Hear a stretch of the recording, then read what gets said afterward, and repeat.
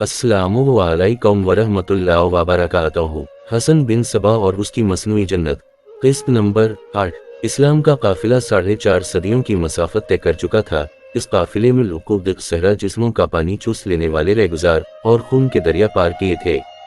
इस काफिले ने जोश में आई हुई जुए कहस्ता की मानिंद चट्टानों के जिगर चाक किए थे। इस काफिले ने दुश्वार गुजार जंगलों के सीने चीर दिए थे।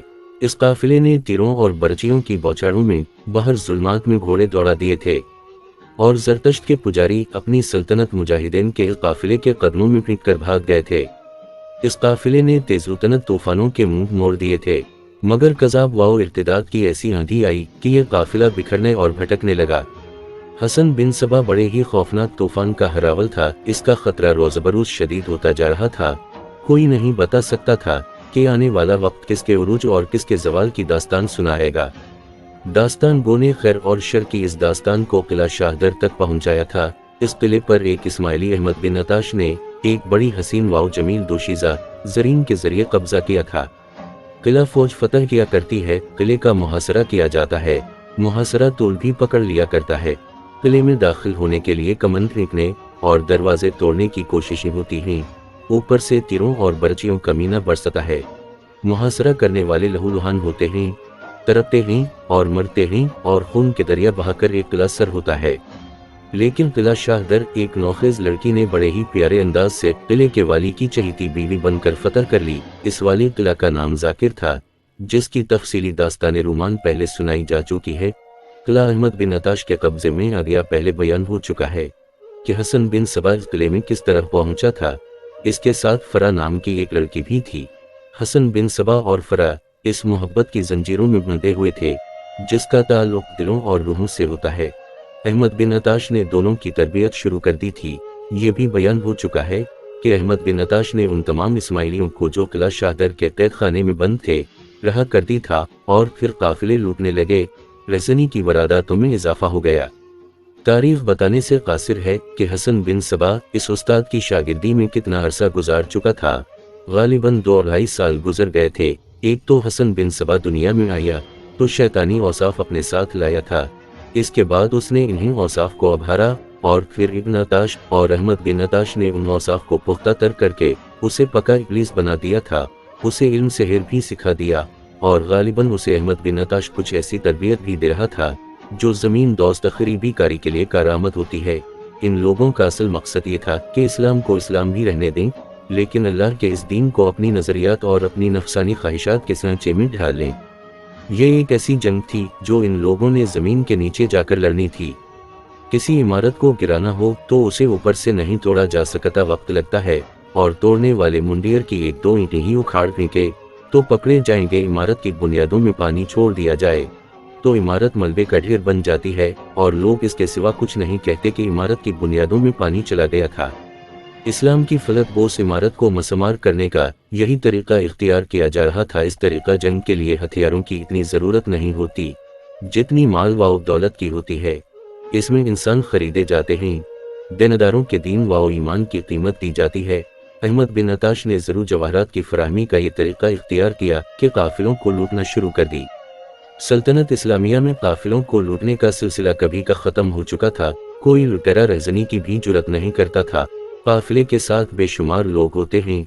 अकेला आदमी माल व दौलत लिए पापियादा दुश्तो बियाबान में बेधड़क सफ़र करता था। सल्जोकी तो इस मामले में और ज़्यादा सख्त थे, लेकिन सल्जोकी सुल्तान मुल्क शाह के दौर में आकर काफिले लूटने लगे। ये सुराग नहीं मिलता था कि अचानक लुटेरों के ये गिरोह कहाँ से आ गए हैं। ये तो तारीख से भी पता नहीं चलता कि सरकारी तौर पर इसका क्या सदबाब हुआ था। अलबत्ता ये वाज़ेह है कि काफिलों की आमद व रफ़त तकरीबन बंद हो गई थी। एक रोज़ अहमद बिन अताश से मिलने एक आदमी आया।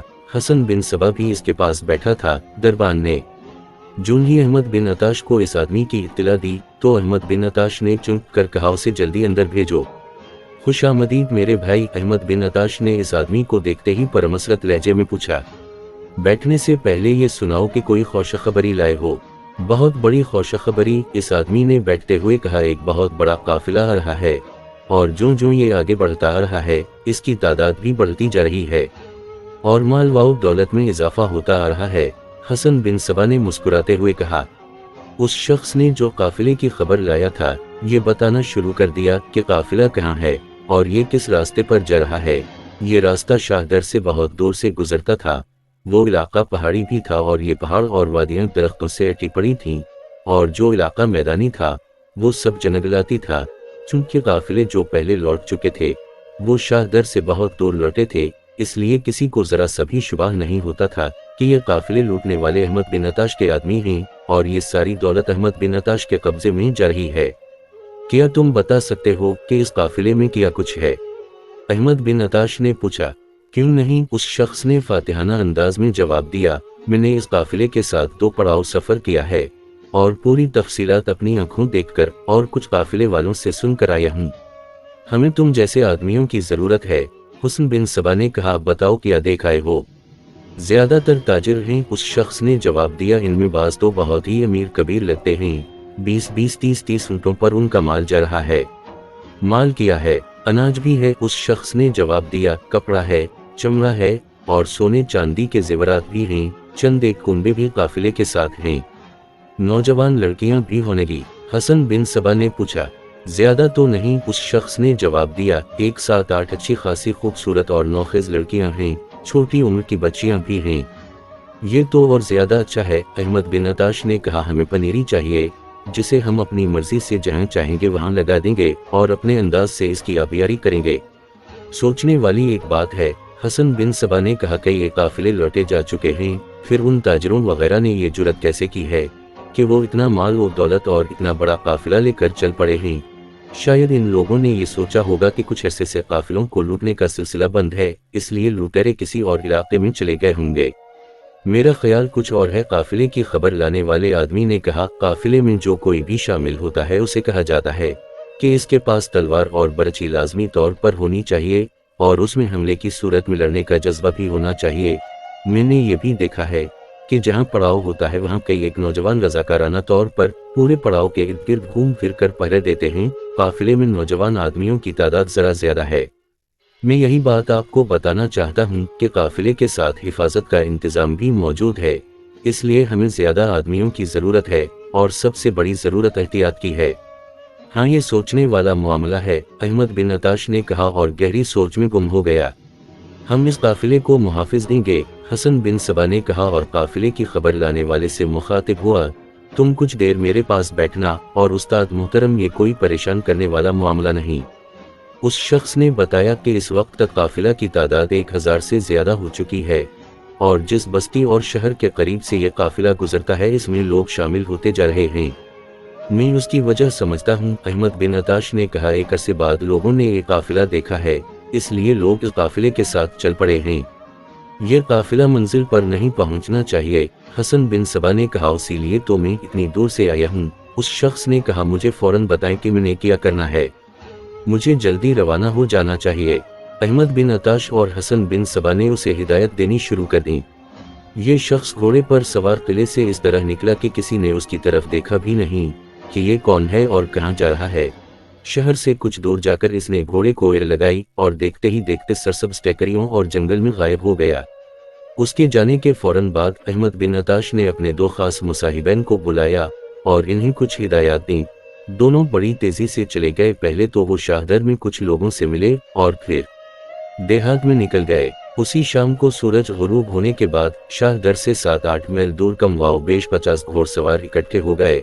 इन्होंने अहमद बिन अताश की हिदायत के मुताबिक अपना एक अमीर या कमांडर मुकर्रर कर लिया और इस तरफ चल पड़े जिस तरफ से काफिला ने गुजरना था। इन्हें रास्ता वगैरह समझा दिया गया था। उनके सामने 2-2.5 दिनों की मसाफत थी। काफिले का रास्ता वहां से तकरीबन 60 मील दूर था। इस वक्त तक काफिले की तादाद 1500 से तजावुज कर गई थी। इसमें बूढ़े आदमी भी थे, बूढ़ी औरतें भी थीं, जवान और नौजवान लड़के ज्यादा थे। नौजवान लड़कियां और बच्चे भी थे, बेशुमार थे। तिजारती माल और घरेलू सामान से लदी हुई 4-5 बैलगाड़ियां और माल बरादर घोड़ा गाड़ियां भी थीं। काफिले के ज्यादातर आदमी घोड़ों पर सवार थे। एक पड़ाव से अली अलसबा काफिला चला। अभी चंद मील ही तय किए होंगे कि काफिले के आगे आगे जाने वाले रुक गए। डाकू डाकू, काफिले के आगे से बड़ी बुलंद आवाज से ऐलान हुआ। होशियार हो जाओ जवानों, डाकू आ गए हैं, तैयार हो जाओ। काफिले की लंबाई 1 मील से कहीं ज्यादा थी। ऐलान कई बार दोहराया गया। उसके जवाब में काफिले में जितने भी नौजवान लड़के, जवान और अधेड़ उम्र आदमी थे तलवारें और बर्चियां तान कर ऐसी तरतीब में हो गए कि काफिले को मुहासरे में ले लिया। तब पता चला कि काफिले में कई एक ऐसे लोग हैं जिनके पास कमाने और तीरों से भरी हुई तरकशें हैं। लड़कियों और बच्चियों को दरमियान में कर लो, ऐलान हुआ। कुछ आदमी लड़कियों के साथ रहीं। एक तरफ से कम वाओ बेश 50 घोड़सवार काफिले की तरफ आ रहे थे। इनके आने का अंदाज ऐसा था जैसे वो हमला करने नहीं आ रहे। उनके पास तलवारें थीं, लेकिन तलवारें नियमों में थीं। बाज के पास बर्चियां थीं और कुछ ऐसे थे जिनके पास जंगी कुल्हाड़े थे। घोड़ों की रफ्तार हमले वाली या हला बोलने वाली नहीं थी। वो जब करीब आए तो उनके आगे आगे जो दो सवार थे, इन दोनों ने हाथ ऊपर करके लहराए, जो एक परामन इशारा था। काफिला में जो तीर अंदाज थे वो एक सफ में खड़े हो गए और कमानों में एक एक तीर डाल लिया। हम दोस्त हैं आने वाले, एक सवार ने कहा, हमें दुश्मन न समझो, फिर वही रुक जाओ। काफिले में से एक आदमी ने कहा, सिर्फ एक आदमी आगे आकर बताओ कि तुम क्या चाहते हो। हमारे तीर अंदाजों को, तेज़नों और बर्छीबाजों को देख लो।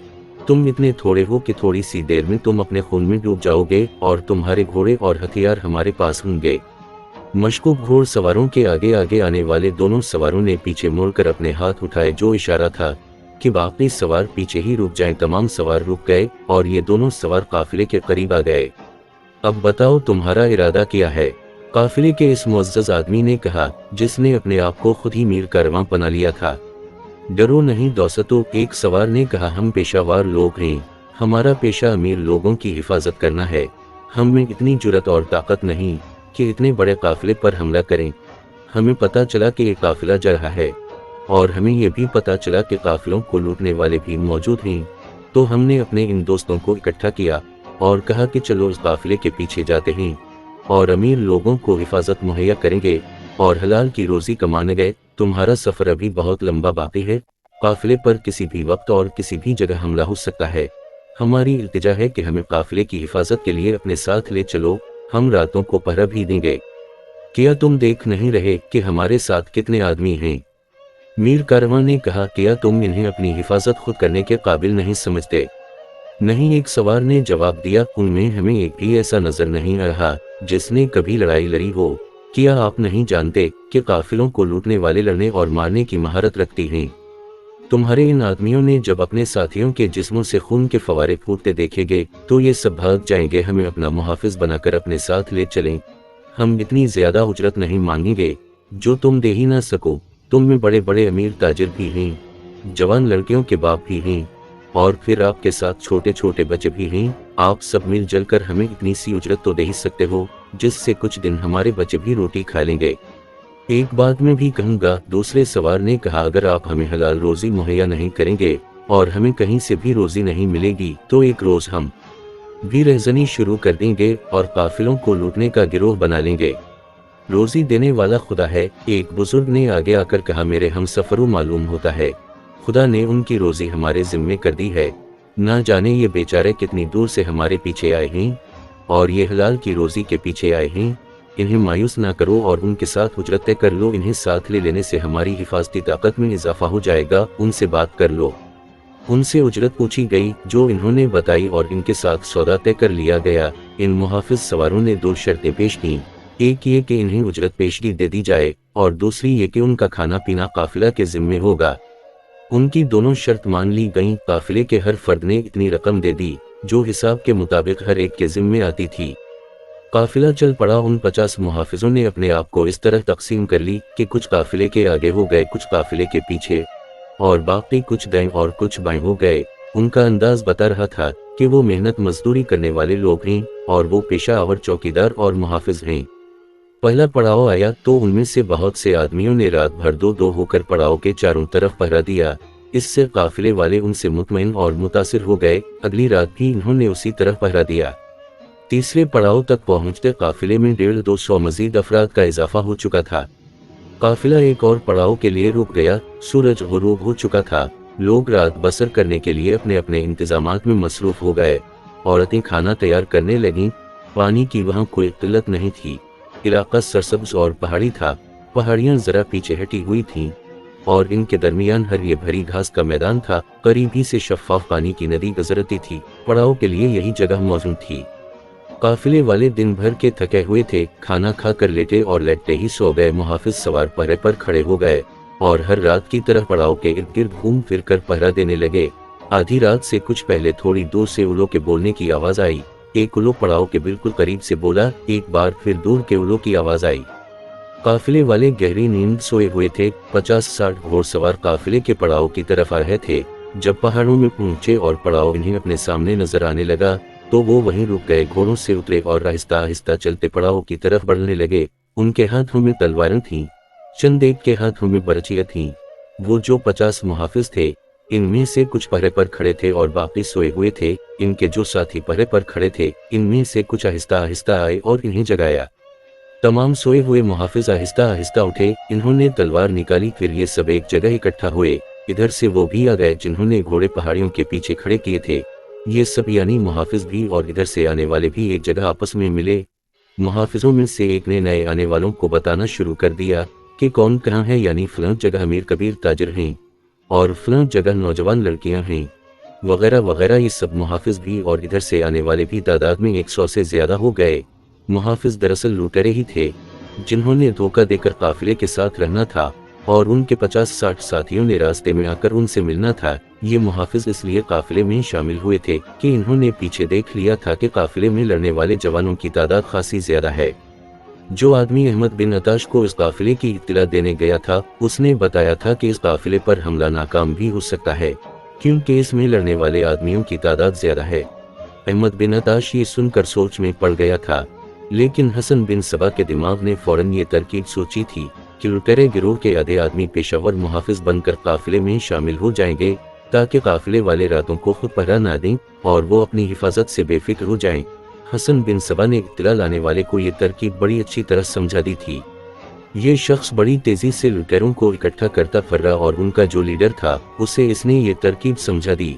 लीडर ने बड़ी खुश उसलूबी से इस तरकीब पर अमल किया।